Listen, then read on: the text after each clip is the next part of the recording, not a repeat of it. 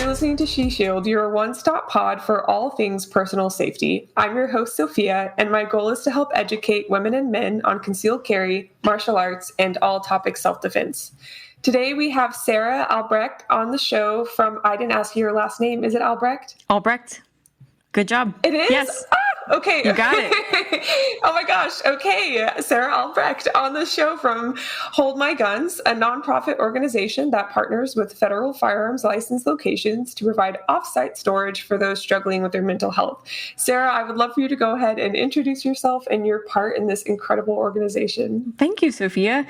By the way, you're in good company because Neil Widener, also from Active Self-Protection, had to do several takes of Albrecht and not Albright. So I applaud you, and we're going to have to let him know that Sophia got it right. So I love that. Yes, I love our community and the laughter that we can share together. So thank you for that introduction. Yes, Sarah Joy Albrecht, and I am the founder and executive director of Hold My Guns.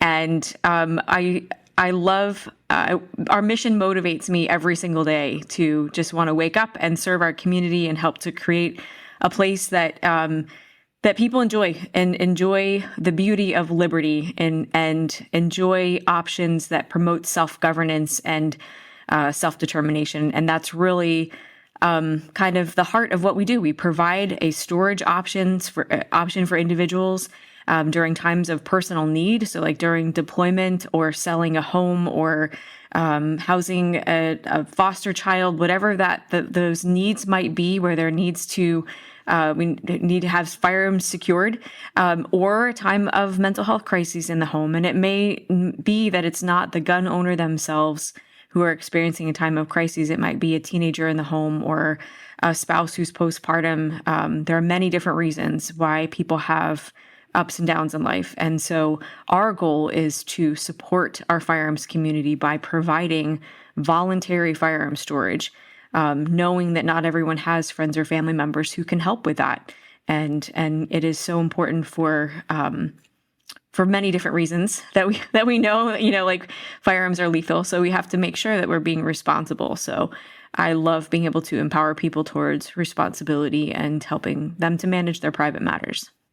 That's wonderful. I had not heard of you all until about a month ago, and I just immediately wanted to tell everyone I could about you all. So I'm so excited to be able to share your resource. Honestly, I would love to know how this idea kind of came about, like what kind of prompted you, if you feel comfortable sharing. Thank you. The way that I came up with this idea was that we lost an 18-year-old friend to suicide by firearm. And she was a friend of my kids, and they came to me and they said, "Mom, we care about firearms. My kids have grown up in shooting sports. And firearms are very much part of our family culture." And so they said, we care about preserving rights, totally fine with firearms, but our friend is dead. So how can we help people who are going through a difficult time at home to have support so that they can have a break from firearms if they need it? And when your kids come to you and ask you a question like that, you do your best to solve it. And so I was thinking, like, what is the actual need here? We want to empower people to be able to manage what's going on without having outside intervention as much as possible. Like, we want to empower them. So I was thinking, who could we trust? What professional entities out there could be trusted? And we have a good relationship with our local gun shop. And I'm like, I bet it would be, if we can trust a gun shop to purchase from them, then we can trust a gun shop to store a firearm for us. And they're the people, they're a part of our community. And I love that aspect too. If ever I'm in a difficult time, like maybe I have a flat tire and things are kind of hitting the fan or whatever, the friends who I'm going to call to talk to are people who are in the firearms community. And so I just, I love that our firearms community is a protective factor. And so I really thought hard about it. And I was like, yep, I think working with gun shops is the best way to answer this, because having that professional service available and to protect the investment that are firearms, it's not just like, letting any random person hang on to it. So anyway, I met with Joshua Prince. He's a firearms attorney, civil rights attorney out here in Pennsylvania, and I pitched it to him, and he was very intimidating, and I love that because he actually cares about preserving rights, and he just like was scowling at me, and he was like, "Are you a gun grabber?"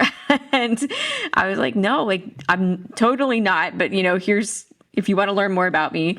But I said, I really want to empower people so that we can preserve rights. That's the heart of it. And so he helped me to come up with that process that it would be legally compliant for FFLs to be able to provide that service. And now we've grown to have 5 locations, and it's going to be growing. We just hired a new FFL coordinator part-time so that she can help to sift through all the different applications that are coming in. We do a lot to vet the storage partners and make sure that their process is compliant, and it has to be. That being said, what I'm kind of talking about there is that a transfer is required for firearm storage if you're storing a completed firearm. However, you can also store a non-serialized critical part like a barrel or a firing pin, and people don't have to go through that transfer process. So it just depends on the reason, which we do not ask, why that individual would want to store firearms and to meet their personal needs. So if it's a move or deployment, then they need to be able to store a completed firearm, for example. So, right. Yeah. So that's a little bit about how we got started and why that matters to me. And I love our community, and I love being able to think about how can we help people in a compassionate and non-legislative way that actually shows our compassionate support. Absolutely. That's just incredible. And not a lot of people can say their children have come to them with such an issue, and then you created an entire organization and family community to help that issue. Not a lot of people can say that, and I'm just incredibly honored to be speaking with you and to learn your story. Thank you for being vulnerable and sharing that story. I can't imagine it's easy to talk about. And yeah, something wonderful has absolutely come from your family. So that's, wow. I'm just honestly in awe. So thank you. I love that you feel that and recognize that. And something about thinking through loss, and it's not the first time we've lost someone, but something that really helped me was the thought that grief is love with nowhere to go. And so when we're grieving and we're feeling that pain, one of the best ways to help with that grief and to sit with it and be at peace with it is to think about the heart of it. And that is, I really love this person and I really miss them.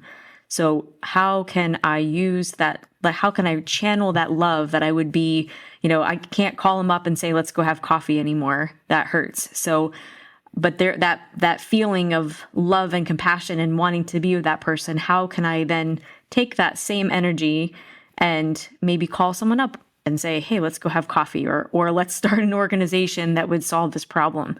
And so I just encourage people that when they're sitting with grief to recognize what it is and to find a way to channel that love into doing something that would honor that person because of love, motivated from love for that person. Wow. So I started tearing up a little bit there. Did not expect that early on. That was beautiful. Grief is having love, but not having a place to put it. Is that what you said? No place to go. Yep. With no place to go. Is love with no place to go. Wow. That is beautiful. Thank you for sharing that. Okay. I don't even know how to follow that up. Okay. So I would love to know where, like your personal background with firearms, if you don't mind. And as someone who might be seen as a gun grabber, I would love for you to kind of speak to your personal background. That'd be great. Sure, absolutely. So I'm not a gun grabber, Sophia. Okay, nice try. Right. And that's really important. I often tell people, like, I'm really glad that people ask that question because it actually scares the hell out of me when people just ask or they assume when someone is trying to do something good in this space, or like maybe that's their intention, they don't actually think about like, well, is what about preserving rights? Because, ultimately Absolutely. there was just a study put out. I think I might have tagged you in it, but there was just a study Yes. that was put out, and Reason Magazine just yesterday was publishing it, and I forget who was originally written by, but 1.7 million defensive gun uses each year. So whenever we think about suicide prevention, and I think it's like, oh man, I forget the number offhand, but I'm totally blanking on the specific number, which is kind of embarrassing. But anyway, No, I can. it pales in comparison. Sure, it pales in comparison to the number of defensive gun uses, and so that is the context. Is we want to do something that is preserving rights, and the reason why I care so much about that, about preserving rights, and my love for firearms and liberty and all that, is that my dad is a Vietnam veteran. He served in the Marine Corps. And I grew up just having a real reverence and appreciation for our freedom and the cost of it, and that people are willing to die for it. And I was also homeschooled, so we did a lot of there was a lot of focus on what do we believe and why, and what is the history here, and we even went to looking at older textbooks that weren't kind of history rewritten, and it was just from a very young age caring about liberty and what that looks like in our practical lives. So I grew up around firearms. And then when I had kids, I actually grew up a lot around rifles. Excuse me. And so actually when I got married, my husband had more experience with pistols, and he's a Glock guy. And so I had to actually get used to everyday carry. And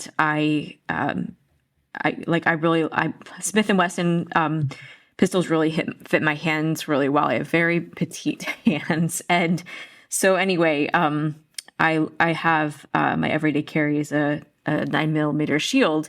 It's a Gen 1, but I had to get used to that, and I first got used to it because my husband he carries, and so I was like, oh wow, this is not a rifle. It's still we have to same kind of rules, but just a whole different thing when you're carrying a firearm in your waistband versus slung over your chest or over your back. So it's just totally different thing. And so then we had kids, and so I had to learn about carrying a firearm when I was pregnant, when I had babies, and when I had toddlers. And so I care very much about safety. We've never had, God forbid it never happens. Our kids are older now. But we've never had a situation where kids have gotten into firearms, but I have heard of so many where people do have little toddlers that get into things. And so, I think part of that journey is, and being a mom, is to just realize how easy it is for kids to get into things, and to realize part of responsibility is, and exercising our liberty is to make sure that our kids are seeing tomorrow too, and that we're not being negligent. So I think that ties in.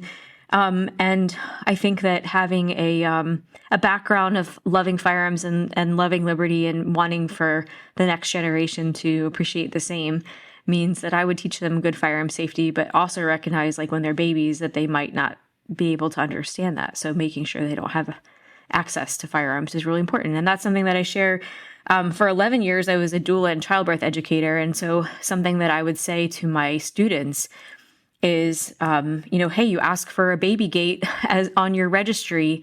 If you have firearms in the home, please consider asking for a firearm safe or some kind of locking device as part of your baby registry, because you are bringing a child into this world who is not going to understand firearm safety when they're a baby, and you have to be their protector and make sure they don't have access to it. So, and I think that, and at the same time, I can say all that respecting, court decisions like DC versus Heller that affirm that you can have access to your firearm whenever you need it. So, so just thinking about all of those things in the context of, and Dick Heller, by the way, I've posted a couple times, and you can look on his Twitter account stuff. He supports the mission of Hold My Guns, and he recognizes that there is a big difference between having the freedom to do something, and that is your protected right, and the need for people to be personally responsible for things, and that we always encourage people to be self-governing and to take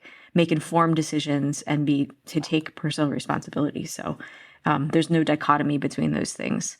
And I would also take it a step further, Sophia, to say that some people who are gun grabbers think that there's a dichotomy between personal responsibility and liberty. And that's why they choose to try to take away rights, is because they think that if something is available, then people cannot be personally responsible. And so they don't even put that solution on the table. They instead legislate, which is controlling people. And then ultimately, you have 1.7 million situations where people don't have a firearm to defend themselves if the gun grabbers would have their way. So that's why it's so important that we uphold liberty by providing this option that empowers people to practice personal responsibility.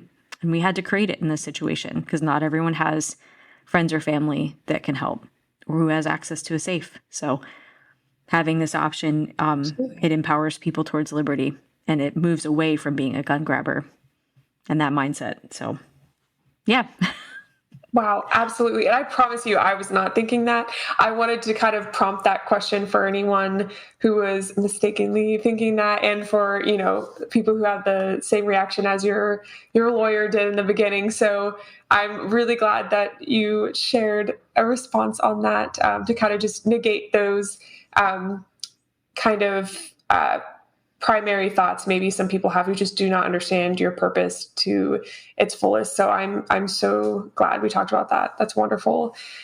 There's something you said, and I meant to type it out. I typed a bunch of notes, but oh yes. So I know I've been a resource for a few individuals in my life that have needed to give me their guns during a difficult mental crisis. I have often thought, not often, I think I can remember 2 times where I thought, it might be good for my personal guns to be somewhere else, but never having like a friend who I either A, trusted with the gun, or B, had a house that was safe for one, whether or not they have kids, or maybe it's in kind of a difficult part of town where I wouldn't want, it to get maybe stolen. There are just some aspects that kind of prevented me from doing that. And it was just kind of a thought. It wasn't as serious of a situation. At least, it's hard when you're the person in that situation to see how serious it is. But I'm glad that it didn't get that bad. But knowing that you have created resources for people that are in maybe a similar situation like I was is incredible. Mm-hmm. Yeah, I absolutely love that. Definitely Humbly wanted speaking, to just, all of us we all have ups and downs in life, right? Yes. And so so at some point in your life, it sounds like you were practicing personal responsibility and you were kind of, having some future thinking, and you were like, okay, if things continue on this path, then I need to make sure that lethal means are secured, right? And so that's actually a very responsible thought to have. And I encourage people, if you go to our link tree on our social media, I encourage them to have a personal safety plan that includes a plan for lethal means, and that it's a very holistic plan, because it also talks about things like the stressors in your life and taking stock of those and thinking about how am I going to mitigate some of those stressors if they pop up. But the goal is to think about those things and how you want to handle them so that you have personal agency if and when they happen. We don't know what tomorrow's going to bring. And just like how we train to, for defensive situations and engaging a threat or even an offensive situation, right? We train for those kinds of things. But I think that there is a big gap when we think about our personal lives and the things that we're going through. And I hope that when people think about Hold My Guns, I want for them to recognize that there's a bigger picture here and that we want to empower people to make informed decisions that promote personal agency, even in a time of crises. And we want for people to think ahead. What is my plan for firearms, for medications, for sharp objects, and to plan ahead for their preferred resources. So our safety plan that you can download helps people to think through that in a template type way, so that they can have that plan in place so that, if using that example that you gave, if things continued on that potential trajectory, that you wouldn't be in the moment trying to scramble to say, well, what am I going to do with my firearms? But instead you'd have a plan in place so that you can follow that plan and have peace about it.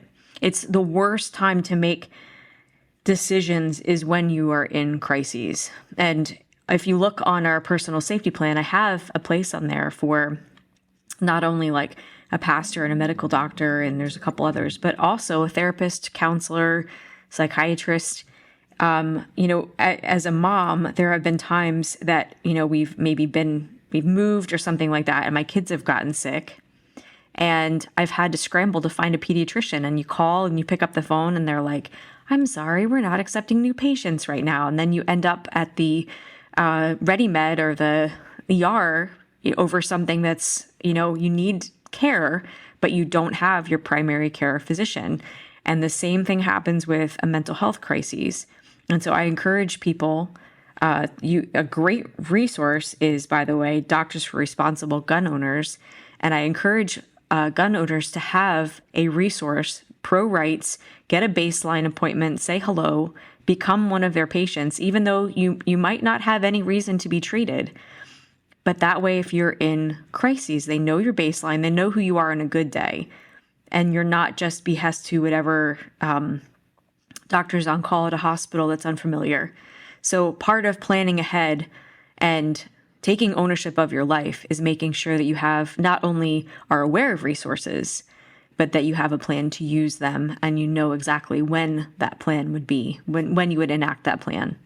That's wonderful. And just to clarify, you said get docs for responsible gun owners. Is that a resource, or are you saying find a doctor who understands? It is a resource. So if it's, wow. I believe it's 2adoc.com. 2adoc is kind of the shortcut, but it's part of the organization Doctors for Responsible Gun, I think it's gun ownership. And they are doctors who are themselves gun owners who have taken kind of a community oath to say, I understand that firearm ownership is normal, and I'm going to do what I can to preserve your rights in this situation, which is a completely different mindset than many mental health professionals take, because there are many mental health professionals who are not personally firearm owners. So it's important when we think about taking ownership of our lives to take ownership of the resources that we choose to use, the ones that we trust, the ones that we know are in alignment with our values. And I say that with my previous birth work as well. I encouraged my clients to find an OBGYN, for example, that did not have a high C-section rate, who actually tried to work with that woman and her body and her preferences as much as possible. And the same thing applies with mental health professionals. We want to not just throw our hands up in the air and say, well, I need to see a mental health professional, and just call the first person and pour our heart out when we don't understand, what this person's values are and how they're going to treat it. Now, that being said, if you are in crisis, call 988, call the Lifeline, and seek help. I don't want to dissuade anyone from seeking help or going to the hospital if they need it. What I'm trying to do is to empower people to think about it ahead of time so that they don't find themselves in a crisis, and that they have a better first line of action to call a doctor that actually knows them and knows who they are in a good day and knows their preferences, so that the treatment that they're offering is not triage, but instead is one that is more in a empowering kind of way, in alignment with values that actually leads to more self-determination and efficacy of treatment versus just triage, which doesn't always turn out. So the more we can empower people to think ahead, the less that they would be likely to make decisions in a crisis mode that later they might have to go back and adjust. We want for people to, be most comfortable with it, and instead of being along for the ride, to be in the driver's seat as much as possible. Absolutely. That was pretty wordy. Oh my gosh. Wordy, yeah. But also absolutely necessary. It wasn't redundant in any way. All of that was perfect. And even if it is, it's an important note to drive home, and repetition is a good thing. So Thank you, is Sophia. so interesting. Yeah. Oh my gosh, absolutely. Thank you. All of that is, I'm honestly surprised I haven't thought about it. I've definitely advocated for myself when it comes to my, OBGYN physician and my family doctor. I've always researched them, and I tend to like to go to women physicians because of their ability to sympathize with the hormonal fluctuations and whatnot. I've never considered finding a physician that is a responsible gun owner themselves and can sympathize with your situation and use their experience and their medical knowledge to make a better plan of action for you in a time of need. I have never considered that. My mind is absolutely blown. I did not prepare for this. This is amazing. I will absolutely link everything. Yes. So if it's okay. I'm sorry, I interrupted you too. It's like got excited there for a second. So if a medical or mental health professional is a gun owner themselves, their baseline is going to be everyday carry. Their baseline is going to be, I shoot at the range with my friends, and that, range therapy, like we kind of joke, but really, like, imagine the wonderful peace that you get when you're out on the range and it's just you and your target, and it feels really good, and you can kind of let go of the stress of the day and take it out on the target and, compete with yourself in a good way. And that's such a positive way to, again, firearms community is a protective factor, right? We go out and we shoot with our friends, or we're there by ourselves. So these are good things. A mental health or medical professional who's also a gun owner themselves is going to understand that firearms are part of a baseline, and that deviation from baseline is what they need to be concerned about. So if they have a client that says something like, I don't care. I'm just like, I was out the other day and I got really mad and I was waving my gun around, right? Like a responsible gun owner is going to say, hey, you're normally really responsible with this. Can you tell me why is there this change in this behavior? Or tell me, and if they choose to go there, it's like, you don't have, please be responsible for what you say. You don't have to share those things, even if that professional is a gun owner themselves. But to contrast, right? Someone who doesn't understand those things and who doesn't understand rights, they might just ask, do you have a gun in the home? And then they freak out. And they're not even asking, is this an old hunting rifle over the mantle that nobody shoots anymore? They're just asking if there's a gun in the home. So the benefit of going to someone who has an understanding of a normal baseline of firearms are part of my life, and they're not freaked out about that, are actually going to be more effective in talking to you, because they're not going to be distracted by, oh my gosh, there's a hunting rifle over the rifle that belonged to my great grandpa. And instead, they're actually going to be able to get to the heart of, why are you behaving in a different way? Why are there changes to your baseline? So you'll have a lot less wrestling. You can apply this to anything in life. You'll have a lot less wrestling with trying to explain yourself to people, or helping, if there's shared values and understanding of what a baseline might be in that context. And that's, again, why it's so important ahead of time to have a plan that you, as much as possible, as much as it depends on you. Emergencies are totally different things. Sometimes we have to rely on resources that are not familiar, but even then, being familiar with your own baseline will help you advocate for yourself, versus having a mental health or medical professional having to ask you 20 questions in order to get at the heart of it. If just, again, kind of going back to my doula work, don't just call and say, I think I'm in labor. Call, and then you've got this doctor in the middle of the night who's on call, whose pager just blew up, and they're like, okay, I'm on call, I'm calling you back. I think I'm in labor, I don't know. No, they answer the phone and you say, hi, this is my name, this is my due date. I'm having contractions, they're this far apart, my water broke, I'm seeing, discoloration, there might be some meconium, like, I'm feeling sick, like I have a fever of this temperature, 102. Now they actually have specific things to work with, and they're not playing 20 questions, right? So like, you can advocate for yourself, even, and I try to encourage and train people to do that. But you can advocate for yourself even if you're in an emergency situation, but it's so much better if you have a relationship with that professional. So, yeah. Wow. No, I'm so glad you got excited and went on that.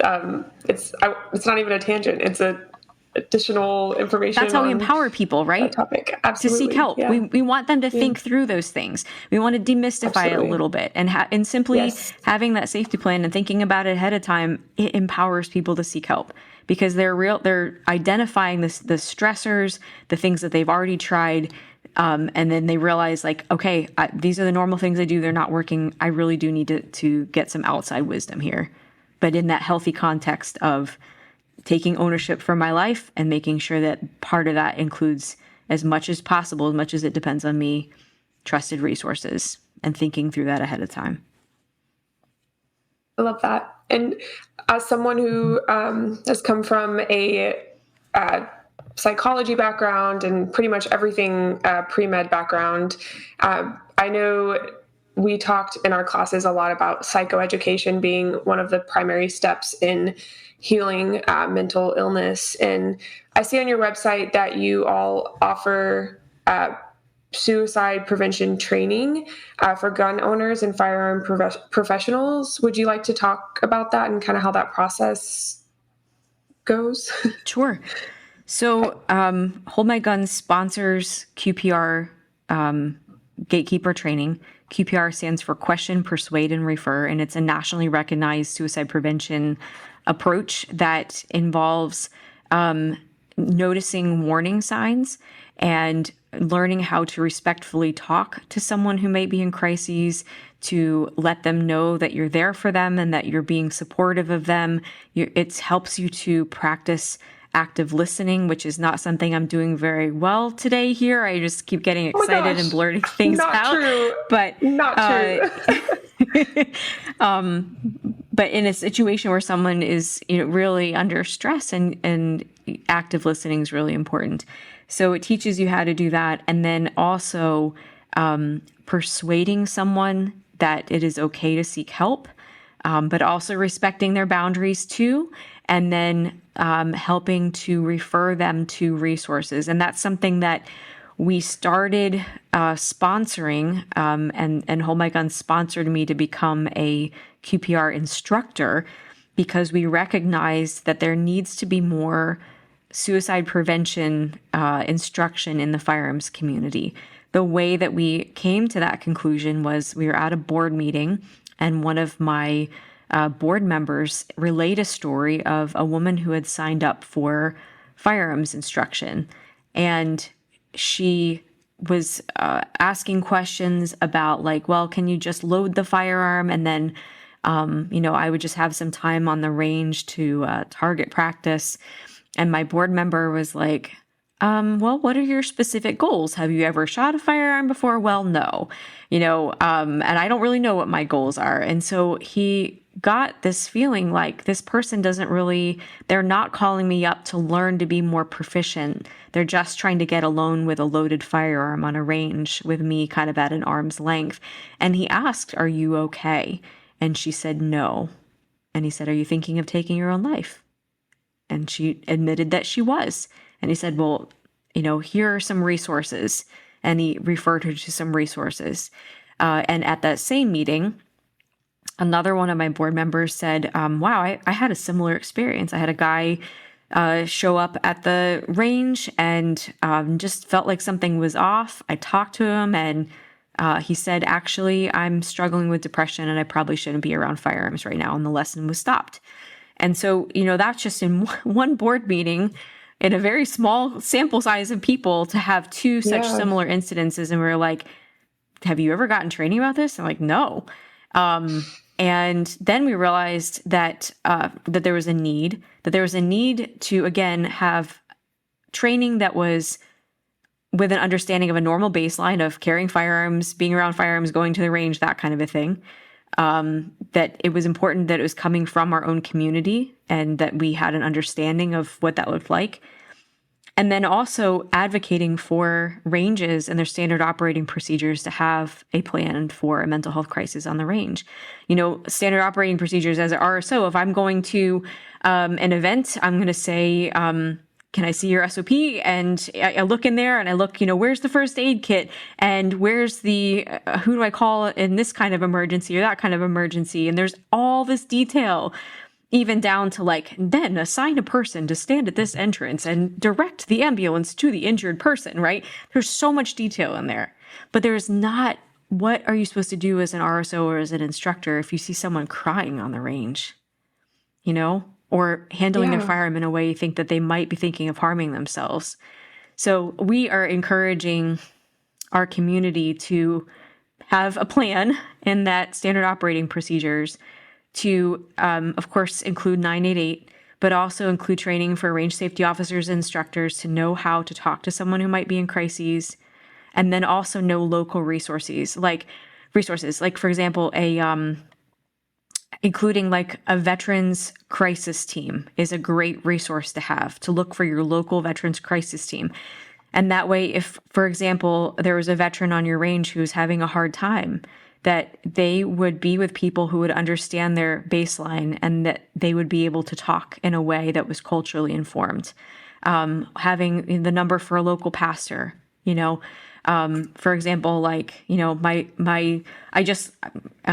I personally have been through a miscarriage loss. So, if you had someone that was talking about like, I'm really grieving, I've experienced a loss and I don't feel like living anymore, you might have a local pastor to their range that is trained in counseling that can say like, hey, I'm trained in grief counseling.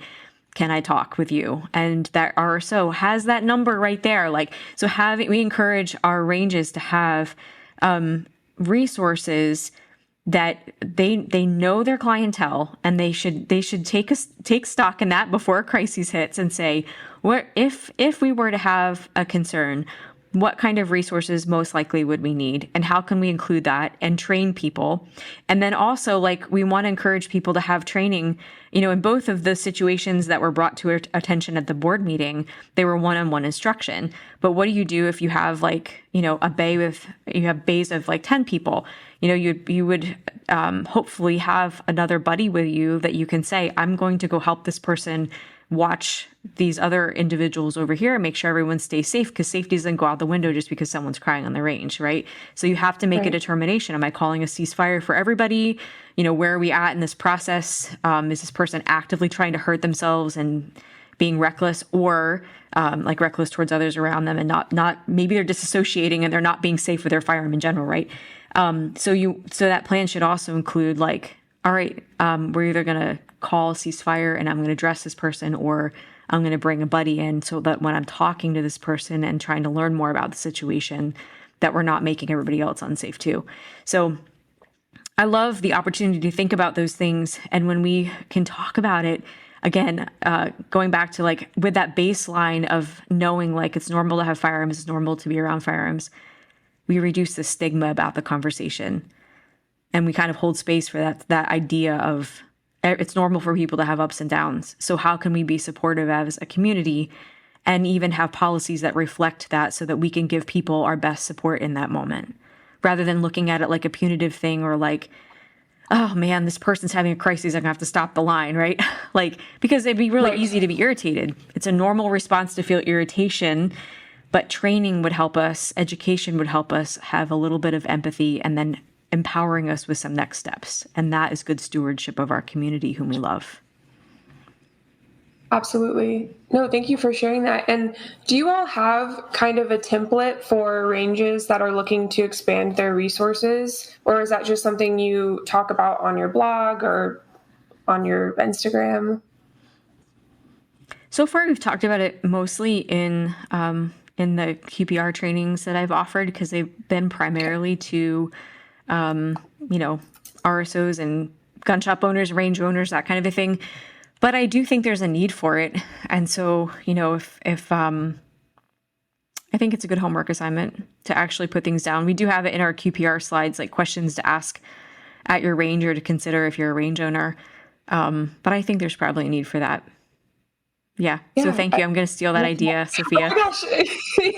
Of course. I'm actually making notes for where I would like to make reels from this episode recording, and I'm trying to take notes on kind of like all the different things you mentioned, so I can hopefully put that in the caption and get people thinking about that. It's almost like that concept is just not discussed. I would never think to have those things present unless, I had listened to this podcast as a listener or spoken to you as a guest speaker. So yeah, that's incredible. Again, mind blown. Seriously. Yeah. Cool. So we want to reduce stigma and be good stewards, right? And that is the heart of it. The heart of it is that we love our community. The heart of it is not that we hate guns.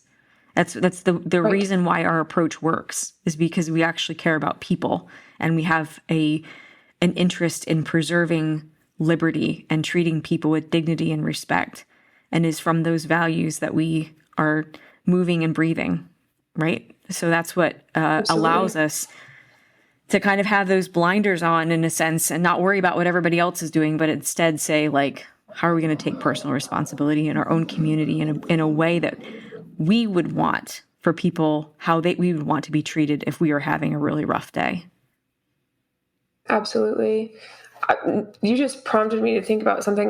My whole life, I feel like the biggest argument people choose when it comes to gun ownership is they'll pull some, statistics out of their butt about how the gun ownership leads to more accidental firing. So like negligent discharges and the gun being used by someone else in the household on the gun owner maliciously, and how that is more prevalent than self-defense use of a firearm.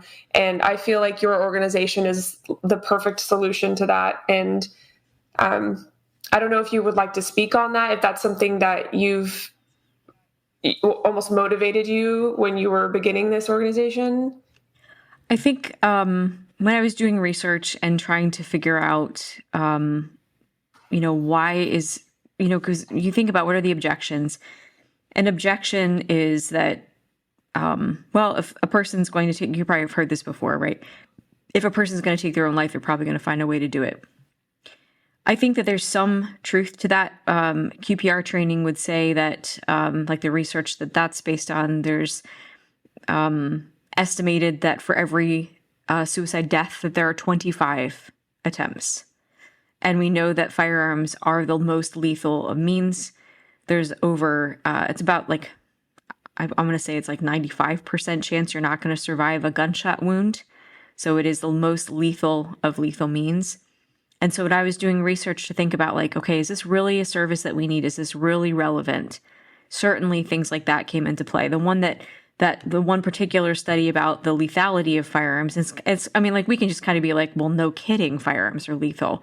That's why we carry them, because we want to have lethal force to stop lethal force, right? We want to be able to have that kind of stopping power. That's why we carry a firearm.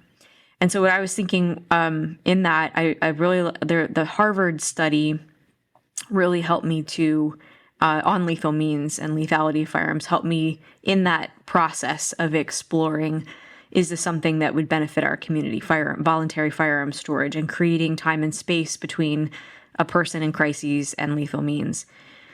And so I think the way that we have to look at it, though, like you said a moment ago, like, we have to take into consideration the defensive gun uses, and to recognize that, like, we want to preserve our rights and our freedom to carry a firearm and to defend ourselves. But with that also becomes, there's not a but, like, it makes the rights go away, not like that, like not a and right. In either or. But part of that is preserving our liberty and being able to wake up the next day, and saying, like, the whole point of self-defense is acknowledging in the first place that we're worth defending and that life is worth defending. And so if those are our values, then if we carry a firearm because our core value is that life is worth defending, then if life is worth defending, then we would want to preserve our life, even if it meant having distance from lethal means while we sorted things out so that we were empowered to have a better day tomorrow. And so that's what motivated me. And I understand, like, there are other ways that people might try to attempt, and that's really sad.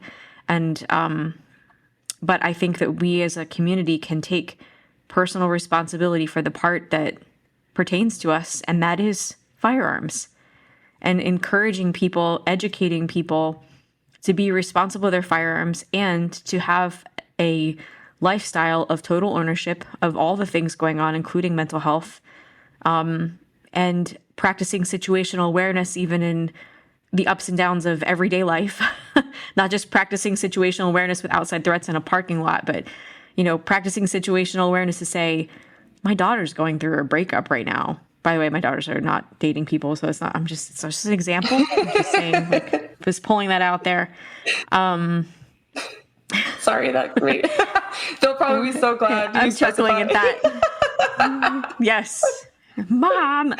But seriously, if anyone wants to date their daughters, we need to have a conversation first. But taking stock of things like that going on in the home and not being ignorant, not being a parent, like that's something else I talk about in my QPR training, is starting in the home and creating an atmosphere where there is trust. So many times in our busy culture, we talk to our kids through a locked door or with a screen in front of them. And, so we try to, at dinner time for our family, we say, okay, everyone's putting their cell phones away. How's your day? How is it really? How is homework? How are the people at school?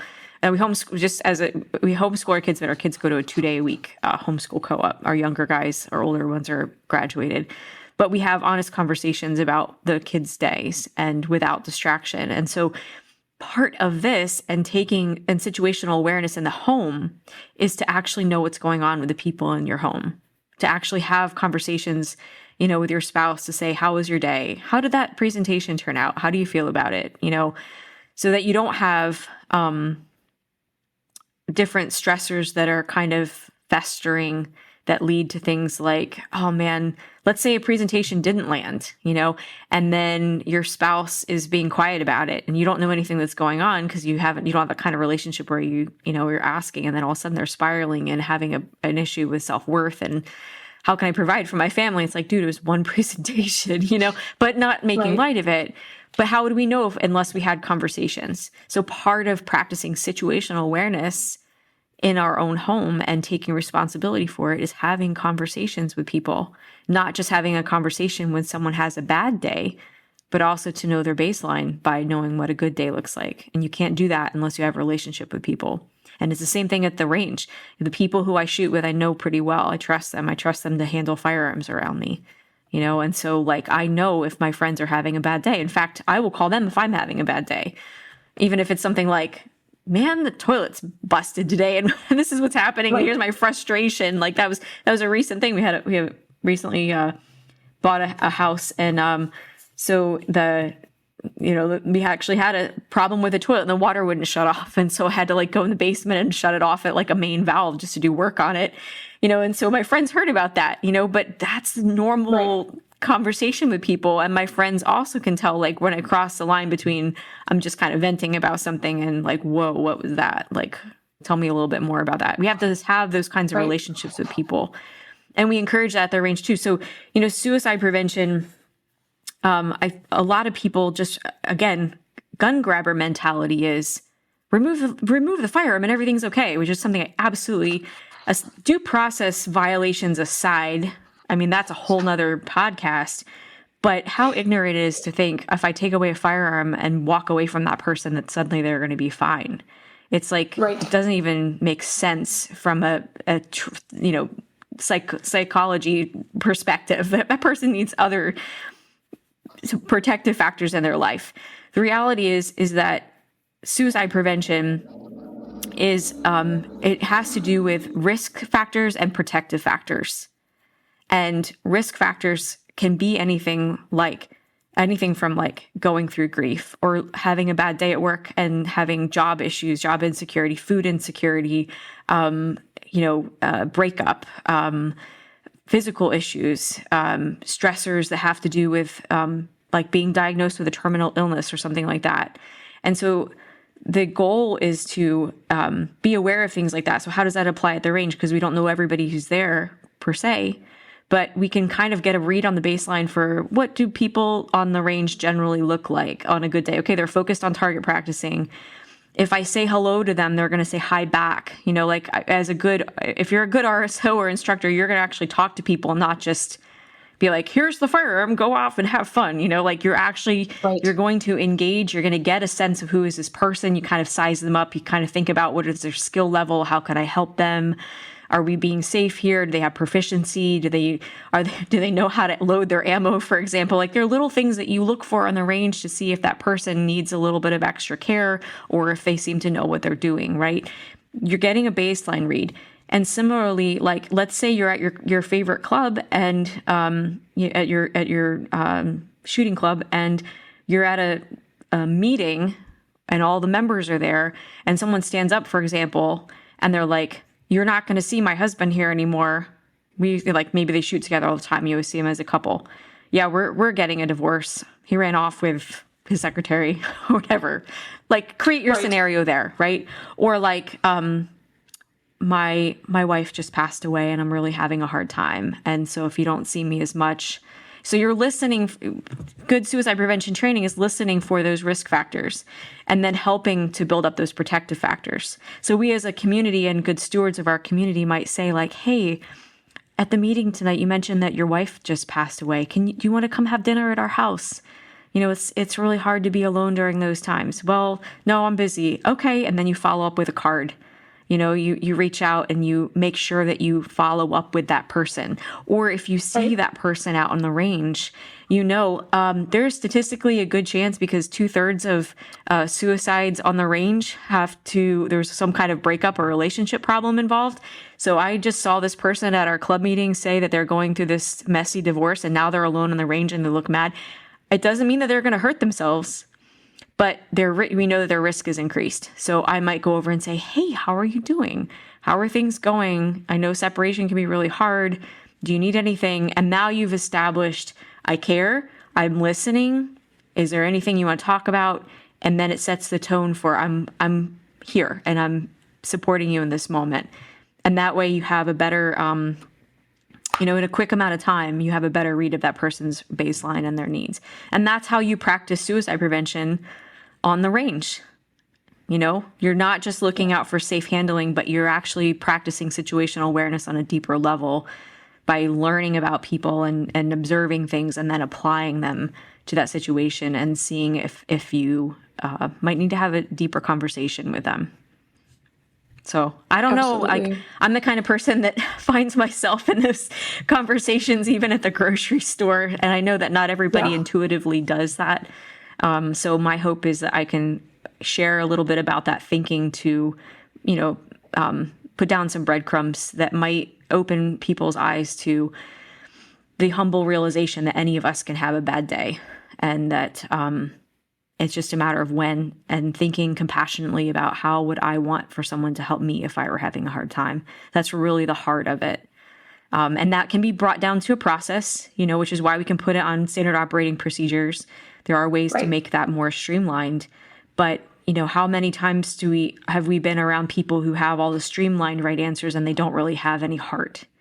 And it feels very patronizing, doesn't it? So we want to encourage, as good stewardship in our community and enjoying the beauty of liberty, to not be patronizing and instead just say, like, I'm compassionate because I'm humbly recognizing it could be me.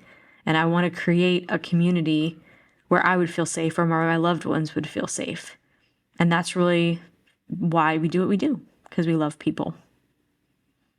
It's beautiful. Yeah. I definitely find myself getting into really deep talks with people on like almost a daily basis. I went on a vacation this past weekend to Northwest Arkansas, and I walked into Markham and Fitz's chocolate factory, and within like 2 minutes of speaking to the workers there, they both opened up to me about their trauma. And I've noticed over my life that's it's a common theme. I think it's from years of therapy and kind of practicing learning myself and kind of my stressors and how I process things. And I've felt more open to people, and it's an honor because I know that they feel safe with me, and it means so much. And it's not always in the most convenient times that this happens, but it's always an honor at the end of the day. And I love that you've created this program for people that maybe don't have that kind of natural ability to just relate to someone almost immediately. In this field, I feel like things can just switch so quickly.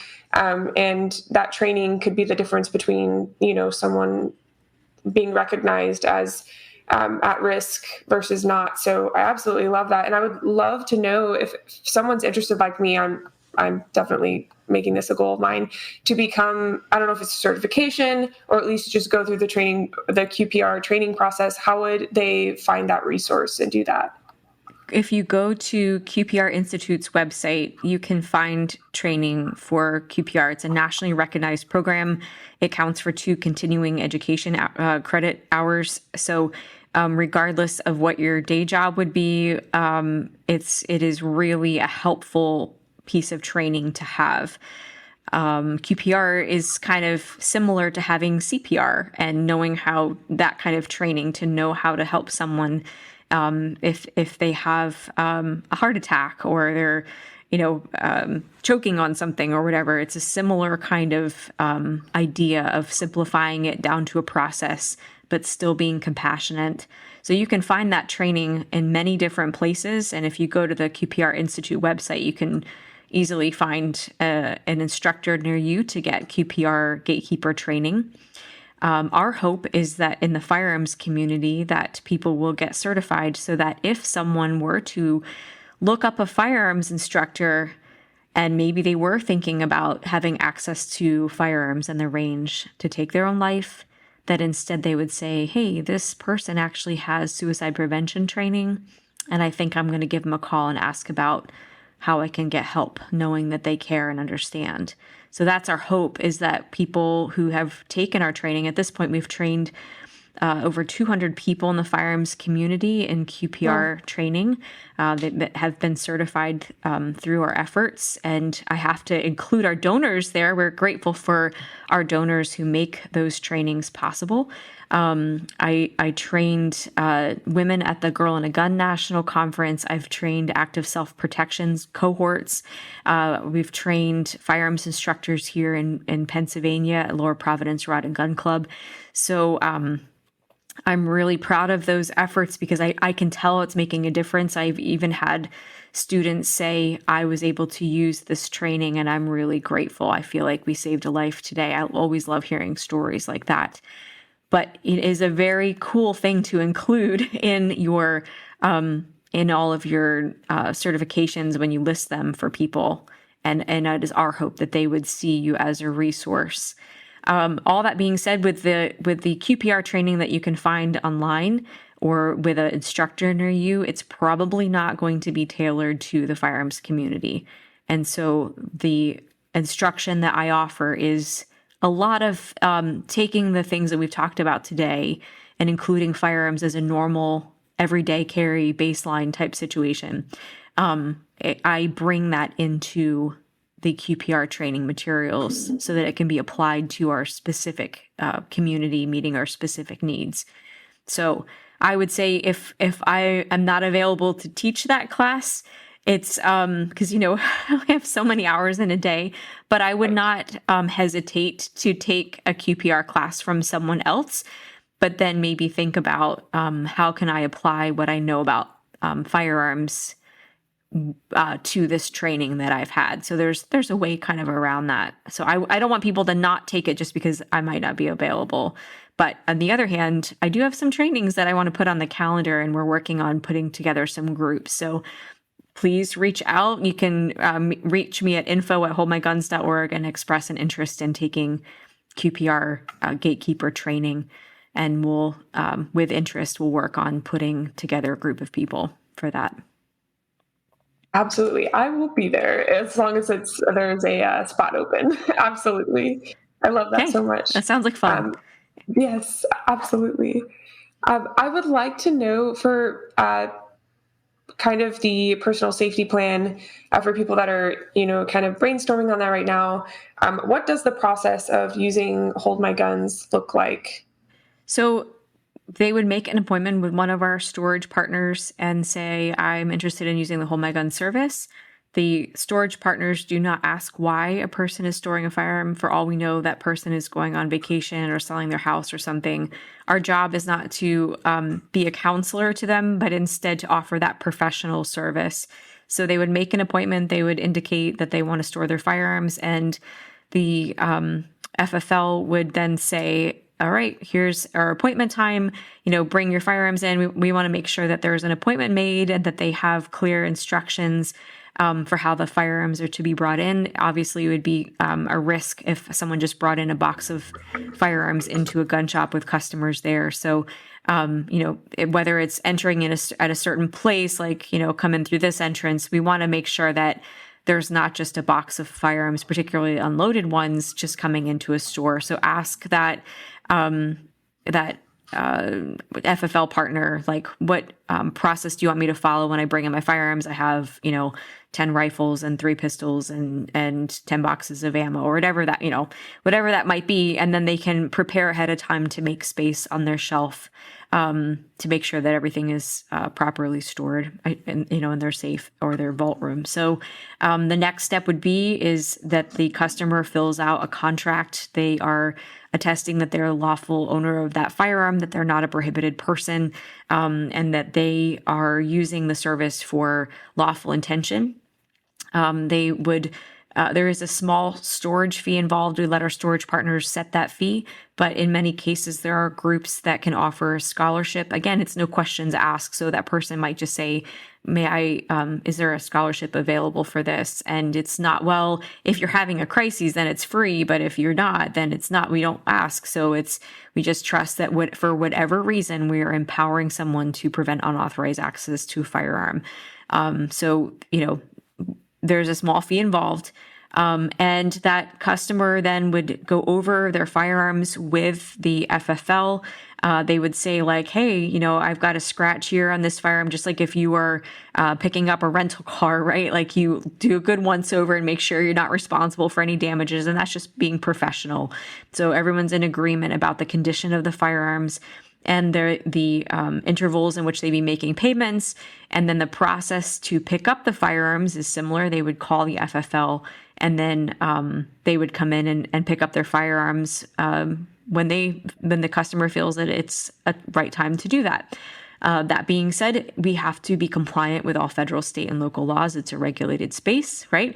So for example, our Washington storage partner cannot accept magazines over 10-round capacity.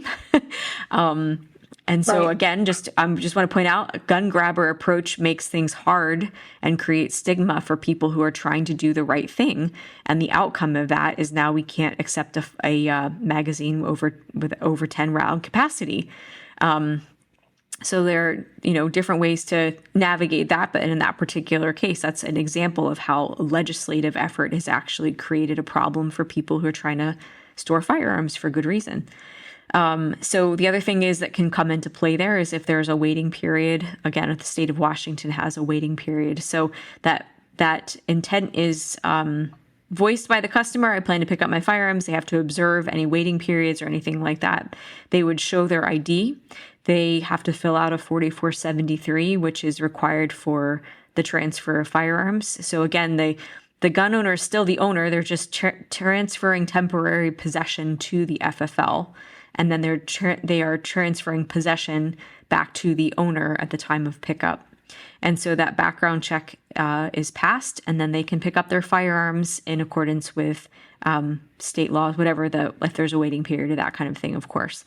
In a case where a customer might come in and just like how if during a normal transaction, if someone, for example, comes in smelling like marijuana or alcohol or something like that, and they seem to be intoxicated as an example, then that FFL employee cannot lawfully give a firearm back to an individual who is intoxicated, for example.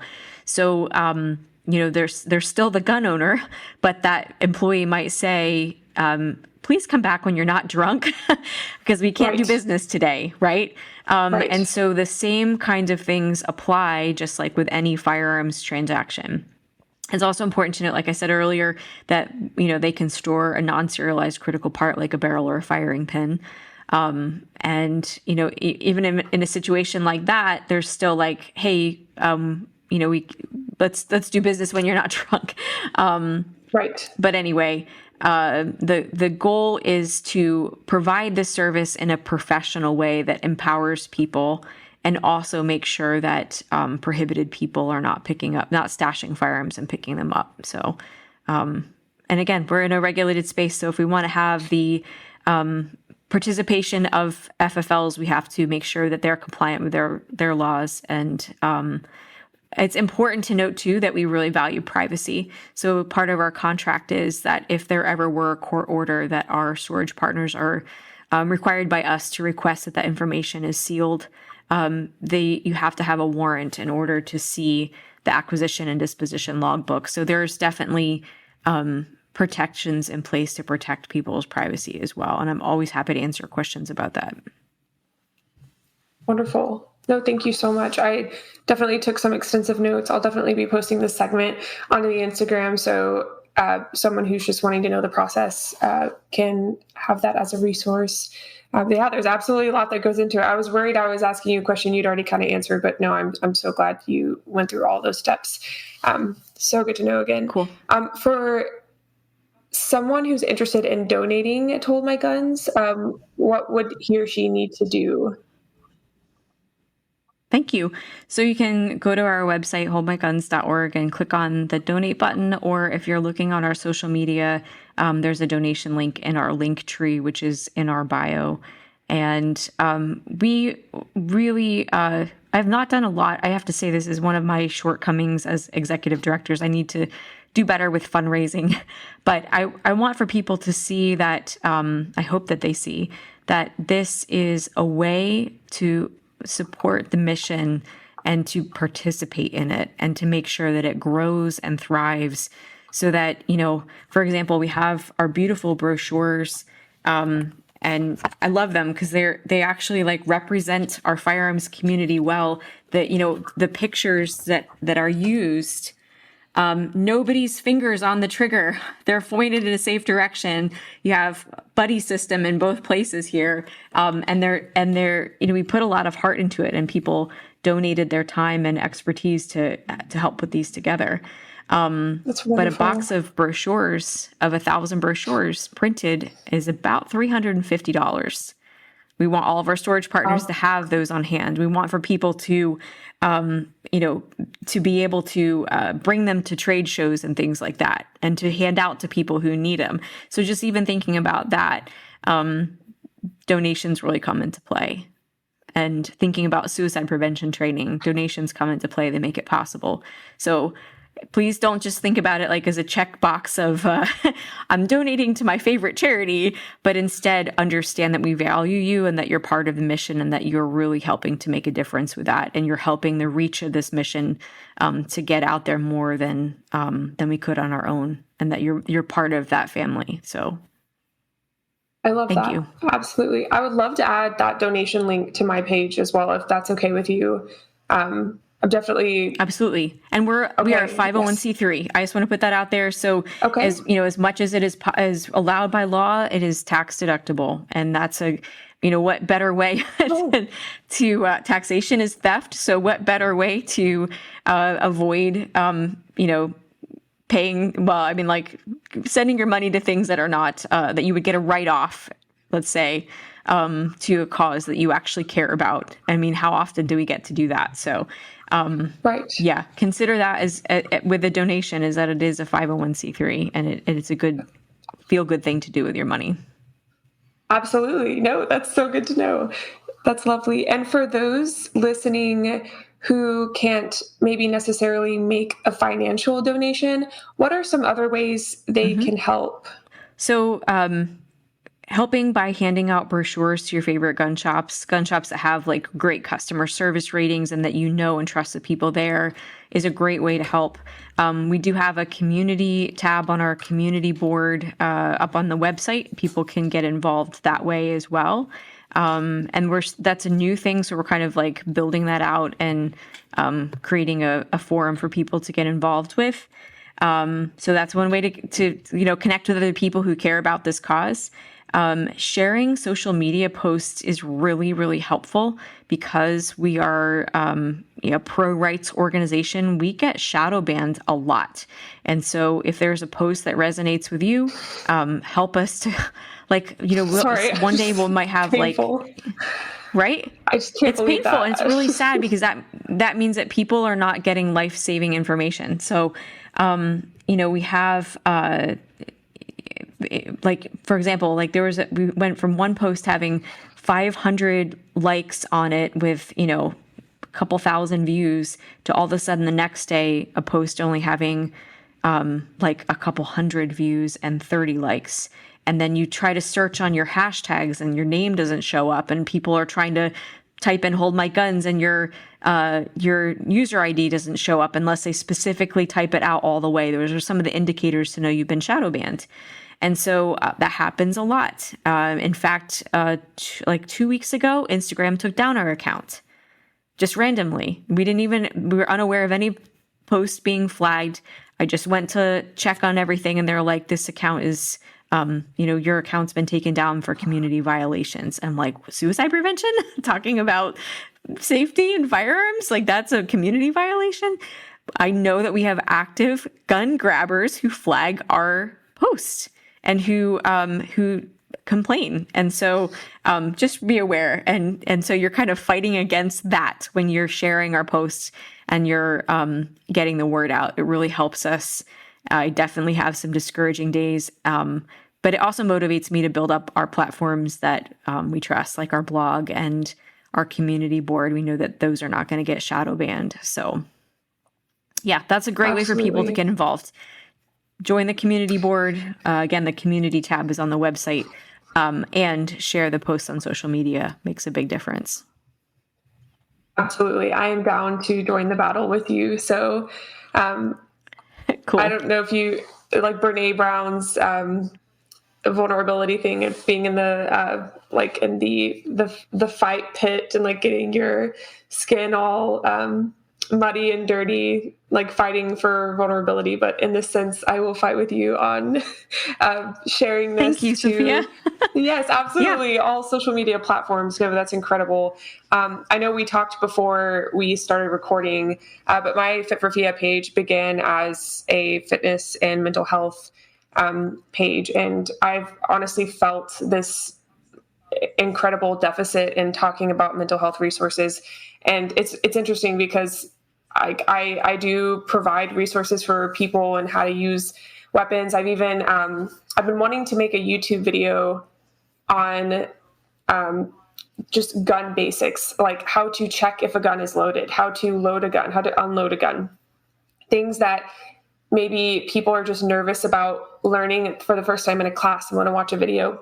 But I've also been extremely nervous to show that on YouTube because I don't want my source to be used for something dangerous, whether that be self-harm or harming others. And as you were speaking earlier, I was just brainstorming. I would love to put hold my guns put that information at the end of the video, or maybe in the middle, like somewhere where it will stick out and not just be someone, they're like, oh, I don't want to listen to it. Like I'm at the end of the video, like end of what I came here for.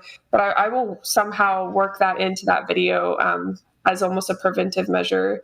Because that's actually one of the main reasons I haven't actually recorded that yet. I'm terrified that it will be used for a different purpose. And I don't want that person to shout me out either one day and be like, I got this information from @Fit4Via, career over. So I would love to just in all manners possible. There's always that risk too, like think about a gun shop owner. They're selling a firearm to people that are, we have to kind of take ownership for that. We don't really have control over other people or what we do, or what they do with a firearm if it's not on our watch, right? There's a big difference between people being reckless on a range under our watch when we're in charge versus someone after they leave a gun shop. So, or whatever it might be. Same thing with people at the grocery store. Like they don't know the items that I'm purchasing, what I'm going to use them for, right? Like some people nefariously use household chemicals, right? So part of liberty and is understanding that we don't necessarily have control over other people, but that we have a kind of an opportunity to share and educate people for what truth looks like. And that's the stuff that at the end of the day, we know, like, I educated people and provided truth for them. And I did my part to make sure that accurate information was put out there. And I'm going to be preoccupied with presenting truth in a responsible way, as opposed to worrying about what everybody else is potentially, that will keep you up at night.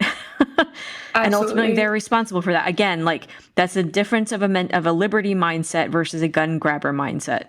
And that's really why it's so important that the firearms community is the one that takes leadership on talking about suicide prevention and leadership on talking about firearm safety. There are many organizations out there who are trying to moonlight as gun safety and suicide prevention, and really they're collecting money to fund gun control. So the difference here is that we actually care about those things because we care about our community and we care about liberty and we care about presenting truth to people so they can make informed decisions that are not us controlling them, but instead providing options to empower people and trust that if they are empowered to make good decisions and have to utilize resources in a good, lawful way and not using them to harm other people, right? That we're doing our part and we're exercising liberty in a responsible way. We're not just saying, like, you're on your own. We're saying, no, there are some good values that you should consider. That's why we encourage firearms training, right? Like, if you're going to carry a firearm, here are the responsibilities that go with it. You're not going to leave it out for that toddler to get a hold of. So that's where education comes in. So I would say if you have a heart for sharing those things, you can always say, like, I'm putting this video out here because I think there's a need to educate people. And I'm trusting for you to do your part too and to use this video for good intentions. And I hope that I'm empowering you to do that. And there is a need. There are people, for example, who might come across a firearm and not be a gun owner themselves and not know how to unload it or not know how to, they might mishandle it. And so opportunities to educate people, like, first of all, if you're not comfortable with doing this, don't do it, but make sure that you let someone know that there's a firearm here. So you're not pushing people past what their comfort zone is. But on the other hand, you might say, like, by the way, here are some tips and tricks to load and unload a firearm and use them for good things. Absolutely. Right? Thank you so much. Yes. Educating absolutely. Versus controlling and legislating. I love that. Thank you so much. I definitely needed to talk about that. So thank you for being vulnerable with me and getting into that, because I've wanted to put that video out for a while. Part of why I started started posting gun content was because there weren't videos like that out there. There are so many videos, on YouTube and other platforms that are for more advanced and niche gun content, kind of like frequently asked questions. But as far as like safe gun handling, checking for a gun to see if it's loaded, even for just the mere purpose of you're going to a range for the first time with an instructor, and maybe they're explaining the process, but you're just so kind of anxious about the environment you're in. It's the first time. There are all these stimuli that are taking your attention away from hearing the instructor speak. He hands you a loaded firearm. You're maybe a little nervous and you didn't hear if it was loaded or not. Like, maybe since you've watched the video, you have a little bit more experience with how to check for that in a couple different ways you can. So that's the purpose of why I would do that. Yes. And I will definitely vocalize that. And hopefully the viewer will state your purpose. Understand. Yes. Yes. Yep. Yes. Always consider whatever you're doing, you want to do it with purpose and intention. So think about what is your goal by sharing that video, and plainly state it. And I would also say, like, there are many, many videos out there about, safely handling firearms, but you have a unique audience and there are things that might resonate with you and that people who can relate to you versus other instructors out there. And so I would just want to encourage you not to talk yourself out of that. If you feel led to do it, then do it, because there's something that you've noticed that you have felt like from probably watching other videos. You're like, man, that just doesn't resonate with me. I wish that they would say it this way or that way, and it would make a lot more sense. And if you're feeling that, someone else probably is too. Absolutely. Thank you so much. Then I'll follow that and state my purpose and definitely reference Hold My Guns. The next question I have for you, I only have two more. We are getting to about time, but if there's any episode that goes over time, I'd want it to be this one, just because there's just not enough awareness around this topic, and what you're doing is amazing. I would love to know where you are most in need of Hold My Guns storage partners and how that process kind of works. I would love to see a storage partner in all 50 states. That is a eventual goal, because when you have to, every single state, when I'm finding, and I learned this really hard and fast in working with Hold My Guns, is that state laws vary. And what we wouldn't want is for someone to be in a time of crises and then worrying about breaking a law by crossing state lines with a firearm or accessory that's legal in one state and not in another. And as an aside, I think that having all these different nuanced laws, while I completely respect states' sovereignty, I wish that they would kind of collaborate, because then we have situations like a hurricane coming and people fleeing from a hurricane, and then all of a sudden we're having to declare all these extra states of emergency that allows people to do all these things. Why not just lift it permanently and make it easier and reduce stigma and just be a little bit more open-minded to firearms are normal, and it really is, I'm just putting that out there. So because there are so many nuanced state and local laws, it makes our job difficult. And so what we're looking to do is to start out by expanding in the states where we already have a storage partner, because we have a state compliant contract for each of those storage partners. And our process involves, if FFL is interested, first of all, we want to work with an FFL that has good customer service rating. We want to understand make sure that they understand already, like, to treat people with dignity and respect, that they come in. There are people from all different walks of life who are gun owners, and that they have to recognize that people store firearms for many different reasons, and to just not immediately judge, like, what's going on in this person's life. It really could be that they're just moving or fleeing from a hurricane, and they're dropping their firearms in a safe location for the night, and as they're still in their home state, but they don't want them in the hotel room or their car. So, just recognizing there is a need for this for a variety of reasons. That FFL should have, we ask questions about security and things like that, and we want to make sure that that the firearms are going to be professionally stored in a secured way. We require that our storage partners carry general liability insurance, so that if there were any damages that happened to that firearm, that they would be covered by their insurance, so that a gun owner is not just having to eat the cost of repairing damage because someone was negligent. So making sure they have that general liability insurance that covers firearms. Hold My Guns is not an FFL, so we can't provide insurance for that. We require our FFLs do. We consider ourselves a referral service, but there are contracts in place to ensure that customers are treated professionally. So part of that process would be they would reach out. We have a form online that they would fill out. It's in the link tree, and they would indicate that they're interested in becoming a storage partner. There's questions about their storage facility, about their FFL, about their insurance. We primarily work with retail locations versus a kitchen table style FFL. That's just that for different reasons, but we want for it to be a publicly accessible, easily accessible location. And we also have kind of a understanding that there will be referrals from the community to that FFL. So we talk about that too, like, we talk about what would be the process if someone in the community, like, a mental health professional or a law enforcement officer was referring to someone to Hold My Guns to your location, what kind of things, would you want them to know, type thing. So that's all part of the onboarding process. It's not just, it is storing firearms, but is with a certain mindset of offering a professional and caring service, and making sure that you have good connections in the community, and looking for ways that we can help to increase those, so that there's awareness about that service. Also knowing that people like, law enforcement, for example, might be at risk themselves for suicide, and that we want to have a good relationship with referral people in the community, so that those resources are available and easily accessible. We don't require suicide prevention training, but we certainly offer it.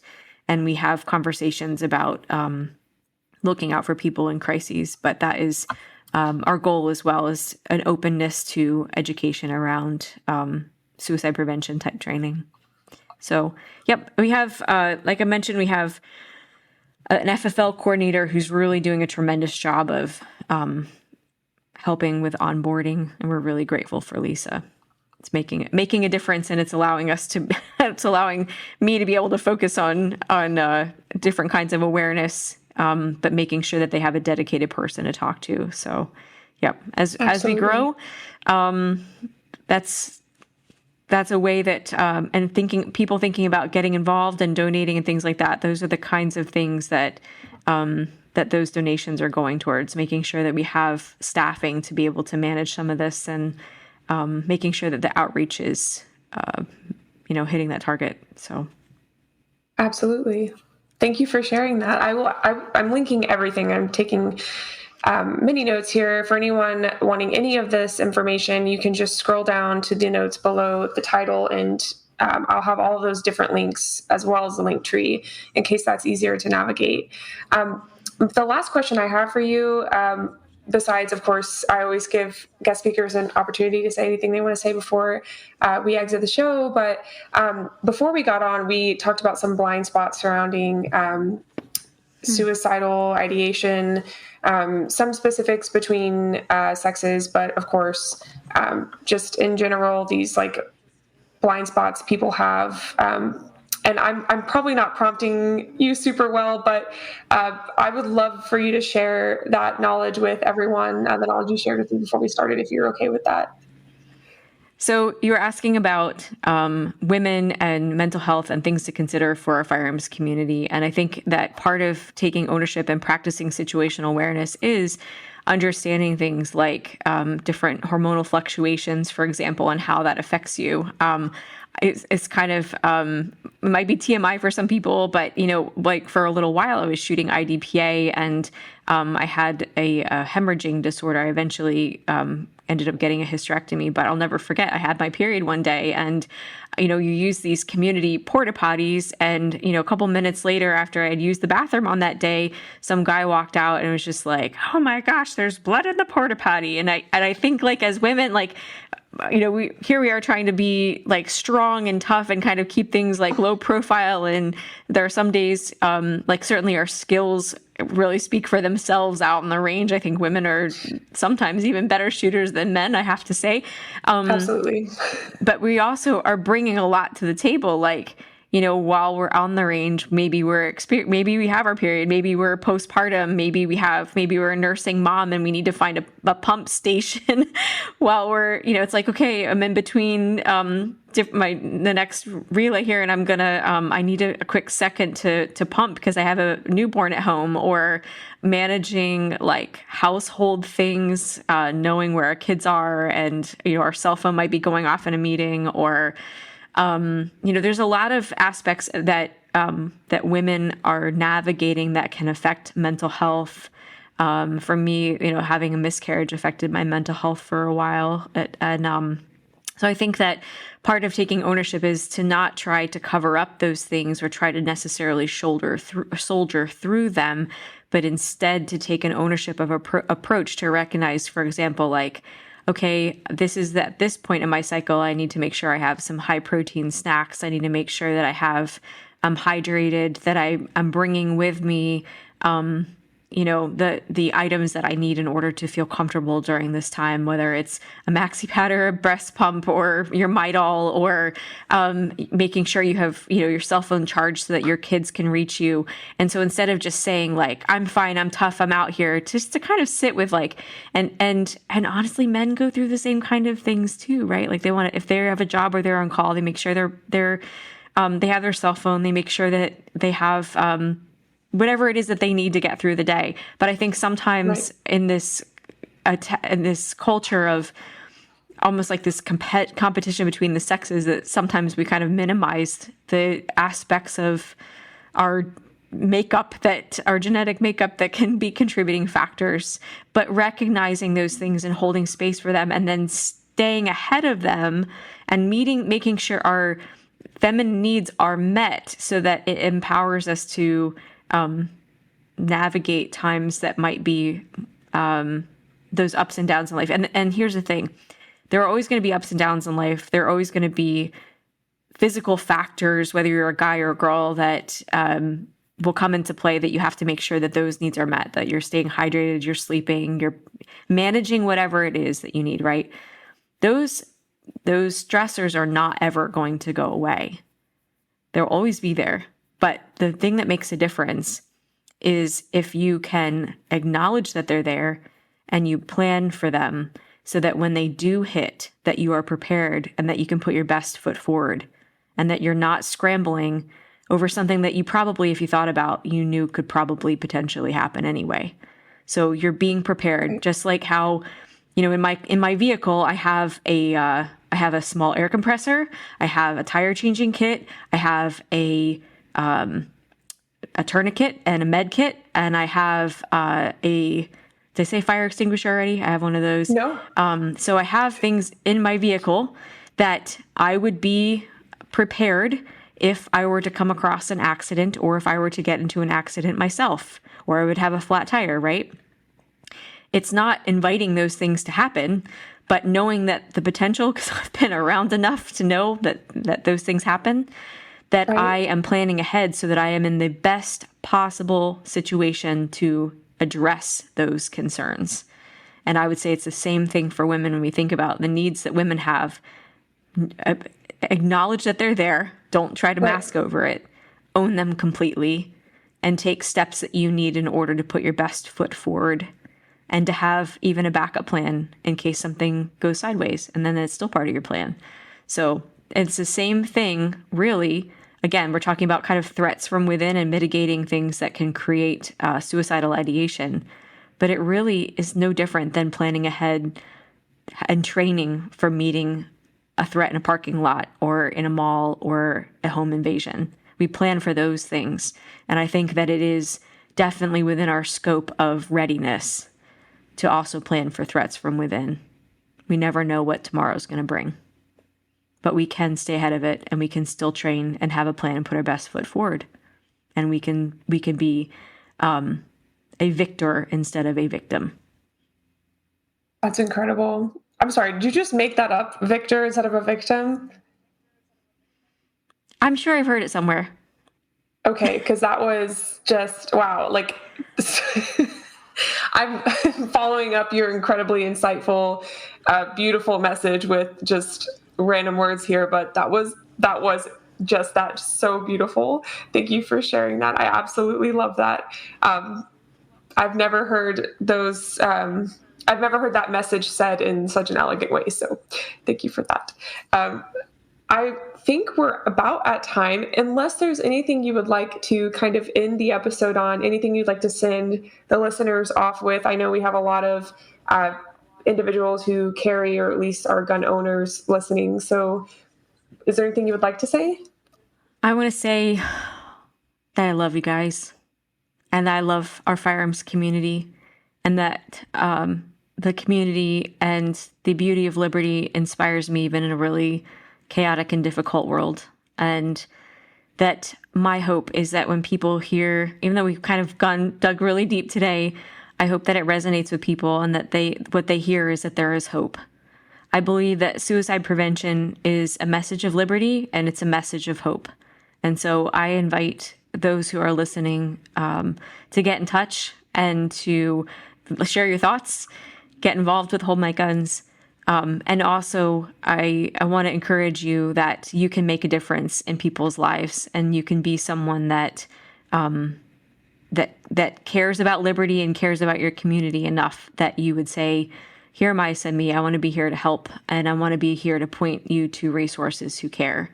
And to not just turn a blind eye because you're worried about what some politician or gun grabber thinks, but instead be led by your values and caring about the people around you that you are good stewards of, which is the whole reason why you carry a firearm in the first place, to protect the people that you love. So if we have that protector mindset, it means that we're willing to have caring conversations with people, and we're willing to be vulnerable and honest and say, yes, but there are resources, and yes, I'm in the trenches with you. So that's what I want for people to take away with it. And the way that starts is by having your own personal safety plan. Just like how you put your own oxygen mask on first, you can't expect for other people to have a safety plan and to consider what they would do in a crisis unless you yourself have been willing to think about it. So the homework assignment is to fill out a personal safety plan. You can download it free through our link tree. And, you're not filling that out online. So you're not like sharing that information with anybody. It's just a piece of paper that you're downloading, printing, and writing out and keeping in a safe place that you can share with a trusted person if you want to. But that's my homework for everybody. Go download that safety plan, tweak it. It's just a template, tweak it to whatever you need it to be. And then from there, you can share it with people and not share your personal plan if you don't want to, but you can say, I have a safety plan. And there's a place on here on my safety plan for an emergency contact or a friend that you can call, and let me be that for you. That's a great way to talk about a plan with someone, and just say, hey, I'd love to be that friend to call. I care. What a beautiful way to present suicide prevention as opposed to, what gun grabbers would say, which doesn't, we're going to take away your firearms, but not actually care about the person. The beauty of liberty is that we care about people, and we care about empowering people to make choices that promote self-governance. And if we really believe that, then we're going to live consistently in that way, and we're going to treat people with the same dignity and respect that we would hope that they would treat us with. And that comes from a place of humility. So that's my takeaway. You can find us online at holdmyguns.org. You can find us on social media, holdmyguns.org. And feel free to reach out. You can always message me at info@holdmyguns.org. I'd love to hear from you.